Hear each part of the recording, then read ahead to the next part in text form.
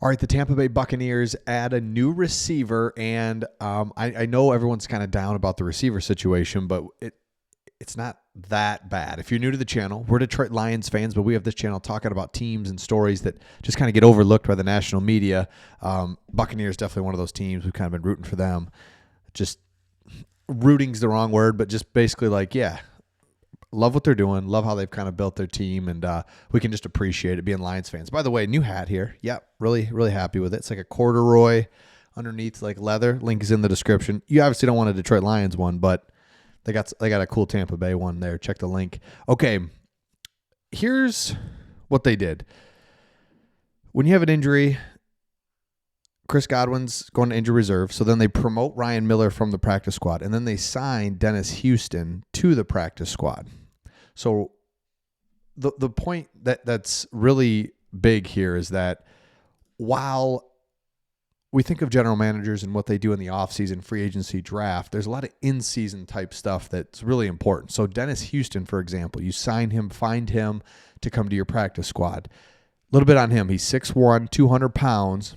And this is what I like about him. He's played with the Cowboys, the Giants, and now the Buccaneers.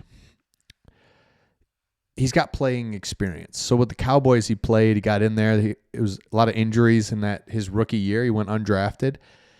And so he was able to get in, play, caught some balls. It's like, okay, this guy has got some experience. So on your practice squad, so this is a good find by your general manager. On the practice squad, there is a guy with some experience that you could, if it comes down to it and you get more injuries or whatever, you could use him. So again, is this the craziest signing and just like, oh my gosh, I can't believe it? No, but this is what happens each and every game. There's going to be injuries. There's going to be guys promoted. There's going to be guys that, go up, go down. So I think it's all good. Now, Ryan Miller, I had this pulled up earlier, but Ryan Miller is a young guy as well, 6'2". He's 24 years old. He's going to get his opportunity, right? That's just the opportunity that he's going to have now that there's a lot of injuries at the wide receiver position. That's just kind of devastating, really. But at the same time, if you're a Bucs team that's right in the thick of it, I mean, this division's right in the thick of it, and we're going to look at this game here from an outsider's perspective as you look at Tampa Bay going against the Falcons, like just, oh, geez, here we go again. Like this division, I know all the divisional games are intense, whether it's Lions, Packers, or, Bucs, Falcons, Bucs, Saints. But it feels like the NFC South is just different. It just feels different when they play. It's just like, you can't, like if you're a bettor, you just don't bet those games. Who knows? I mean, so this is another one. So, but my point in saying this was, your whole thing is you have to run the ball. That's what you just do. That's what you have to be. And you had to be that before the wide receiver injuries. So does it make it more difficult to run the ball without the wide receivers, right? Yeah, 100% probably.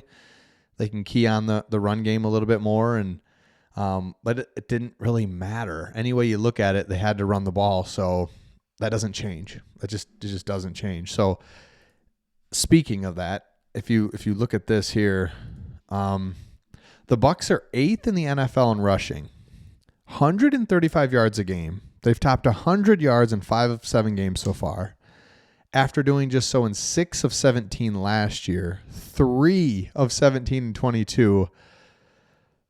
The first Falcons game, the Bucs rushed for 26 for 160 yards.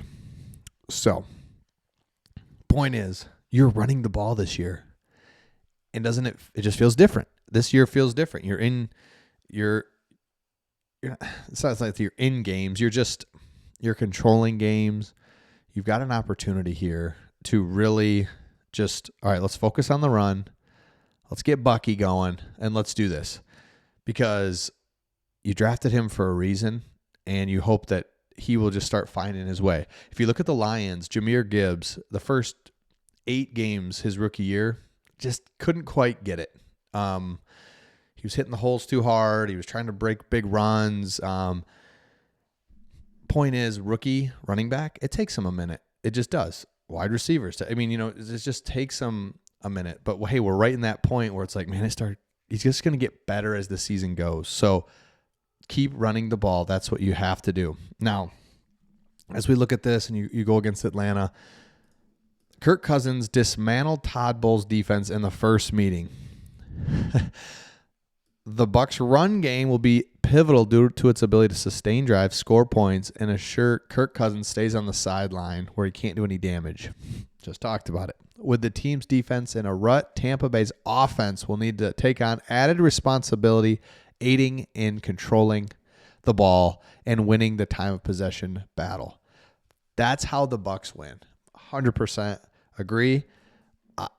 I beat this drum more than I should probably, but it does go back, and we're just talking about it. Run the ball, run the ball, run the ball. Have to run the ball, have to control the game, because seeing it with the Lions and how they're doing it, it's like, oh my gosh, it just makes life incredibly different and easier when you pop a 6-yard run. It doesn't seem like much, right? We all know that, but it's like, oh my gosh, 2nd and 4. Let's run it again.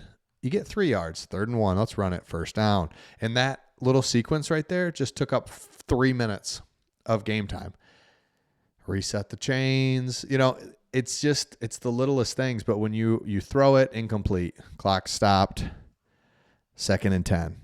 Throw it, incomplete. 3rd and 10. Again, it's simple, but it's not either. It's hard to run the ball and stay to it, because if you're not running it, it's hard to stay with it. Forgetting to play the second quarter, Tampa Bay has demonstrated a fast start offense. So one of the things they talk about is like, how do they lose? The Bucs have got off to really strong starts, but then have had stretches where it's like, shoot, we just gave up 17 unanswered. We just gave up 10 unanswered. Like, we got to stop the bleeding when it starts to happen.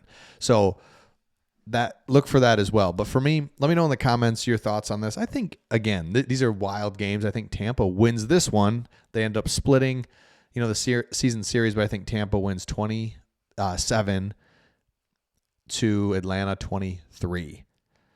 This is a huge game. Every division game is, but it just feels like whoever can survive out of the South is going to be, division winner, home playoff game and all that, but you just feel like they're going to be in prime position to kind of be real sneaky in the playoffs and go up against the Detroit, go up against Eagles, go up against, whoever comes out of the West, Seattle, Niners, Rams, right? Can just be really positioned to make that happen. So let me know your thoughts in the comments. If you're new to the channel, make sure you subscribe. If you're not new, if you've been watching for a little bit, hit that subscribe button, and we'll see all of you on the next one.